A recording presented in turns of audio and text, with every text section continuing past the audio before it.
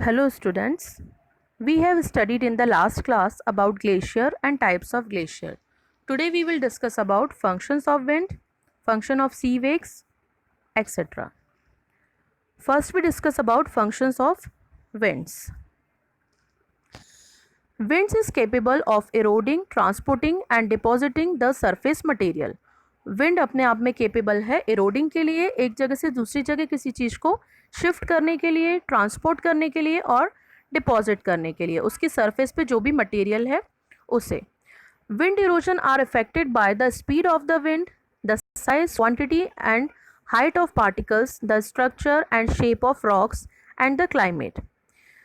Wind effect करती है, wind erosion effect करता है विंड की क्या स्पीड है, उसका साइज़ क्या है, क्वांटिटी कितनी है, हाइट ऑफ पार्टिकल्स क्या है, उसका स्ट्रक्चर कैसा है और उसका शेप कैसा है रॉक का और वहाँ का क्लाइमेट कैसा है. उसी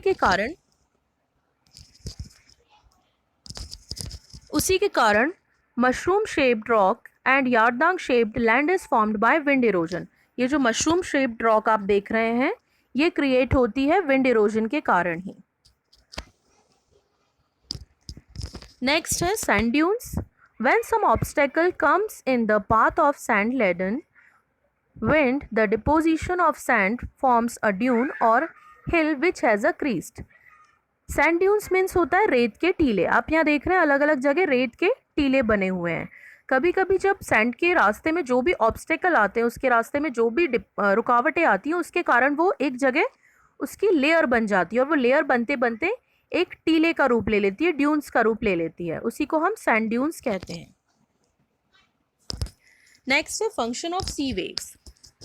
सी वेव्स के जो फंक्शन होते हैं उसमें first is weathering, transporting, deposition, beach, sandbar, spit, lagoon, barrier islands. इसमें जो सी के फंक्शन होते हैं उसमें ये सारे फंक्शन हैं, जिसके कारण लेगून में हम देखेंगे. लेगून क्या होता है, व्हाट इज लेगून. लेगून एक लैंडफॉर्म क्रिएट करता है. सॉल्टी वाटर जो होता है वो एक ऐसा लैंडफॉर्म क्रिएट करता है जिसे हम लेगून कहते हैं. लेगून एक झील है. The lagoon is a coastal lake. Lagoon एक कोस्टल लेक है. The Chilka lake on Orissa coast, the Pulicat lake along the east coast, Vembanad lake on the west coast of Kerala are the example of lagoon. ये सारी एक type की सब lagoon के ही example हैं. ये सब लेक हैं और ये ऐसी लेक हैं जो अपने सॉल्टी वाटर से फिल होती हैं. ये खारे पानी से भरी हुई लेक होती हैं जिसे हम लेगून कहते हैं. नेक्स्ट है formation of soil, erosion and conservation.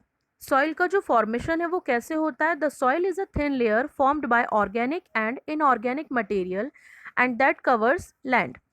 Soil में एक थिन लेयर होती है जो फॉर्म करती है, उसमें ऑर्गेनिक और इनऑर्गेनिक मटेरियल दोनों को कंबाइन करके ये लेयर बनती है. ये कवर करती है जब लैंड पे. The layer of soil helps as a cover of vegetation. तो ये लेयर जो है सॉइल की जब बनती है ये हेल्प करती है वेजिटेशन के लिए. The soil has significant role in human life and the development of ancient civilisation.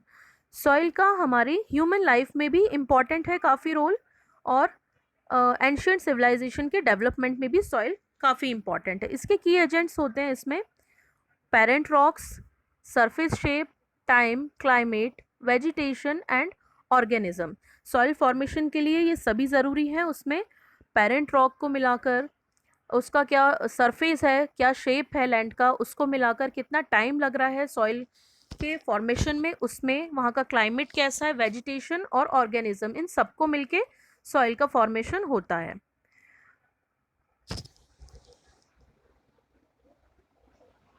Next is soil horizon.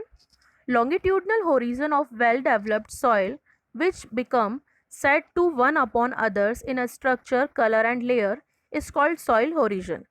जो longitudinal horizon होता है वो डेवलपमेंट, उसी के कारण सॉइल का डेवलपमेंट होता है और उसके कारण ही एक स्ट्रक्चर तैयार होता है, एक कलर का तैयार होता है और एक लेयर तैयार होती है. उसी को हम सॉइल होरिजन बोलते हैं. यहाँ हम इस पिक्चर में देख रहे हैं कि सॉइल होरिजन कैसे होता है.